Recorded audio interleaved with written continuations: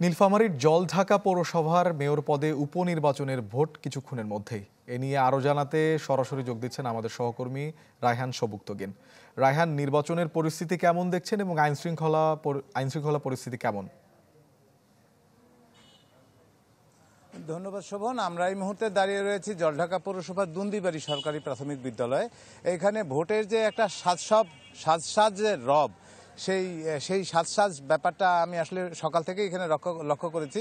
আমরা যখন এখানে পৌঁছেছি তখন থেকেই আসলে দেখছি যে ভোটাররা একদম সকালে উঠেই যাকে ভোট দিতে ভোট দেওয়ার জন্য সকালবেলা উঠেই এখানে এসে হাজির। এখন আপনি দেখতে পাচ্ছেন যে আমার পিছন দিকে যে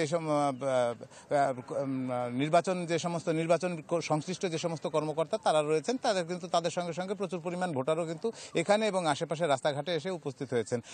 এখানে চলতি বছরের জানুয়ারি মাসে দুবারে নির্বাচিত মেয়র ইলিয়াস হোসেন বাবলু তিনি মারা যাওয়ার পরে কিন্তু এই পৌরসভার জলঢাকা পৌরসভার মেয়রের পদটি খালি হয়ে যায় এবং শুধু মেয়রের পদেই এখানে উপনির্বাচন অনুষ্ঠিত হচ্ছে।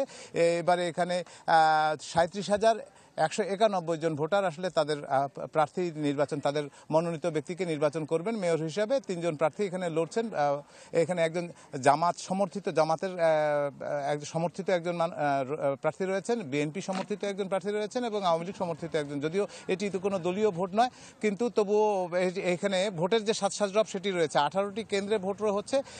কেন্দ্রগুলোর অবস্থা যদি বলতে চাই তাহলে এখানে আসলে নিরাপত্তার ক্ষেত্রে প্রশাসন যথেষ্টই ব্যবস্থা নিয়েছে। প্রতিটা কেন্দ্রে 15 জন করে পুলিশ রয়েছে। তারা বলছে যে সেরকম কোনো গন্ডগোল হওয়ার আশঙ্কা নেই, তবুও তারা সবসময় সতর্ক থাকছেন এবং এখানে তারা হয়তো সবকিছু সামলানোর জন্য যে সমস্ত যে ব্যবস্থাপনা সেগুলো নিয়েছে। এখানে ভোট হচ্ছে ইভিএমে। সকাল 8টা থেকে 4টা পর্যন্ত ভোট হবে। আর কিছুক্ষণের মধ্যেই কিন্তু ভোট শুরু হবে। আশেপাশের কর্মকর্তা, কর্মচারী, ভোটার, প্রার্থী সকলের মধ্যেই কিন্তু আসলে ভোটের অপেক্ষা। আমরাও অপেক্ষা করছি আর কিছুক্ষণের মধ্যেই সুষ্ঠু সুন্দরভাবে ভোট শুরু হবে। শোভন। রায়হান, আপনাকে ধন্যবাদ।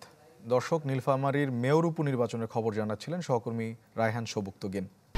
1, 2, 3 ঢাকায় জমি জিতে নিন 100% ক্যাশব্যাক সহ 20 কোটি টাকার পুরস্কার।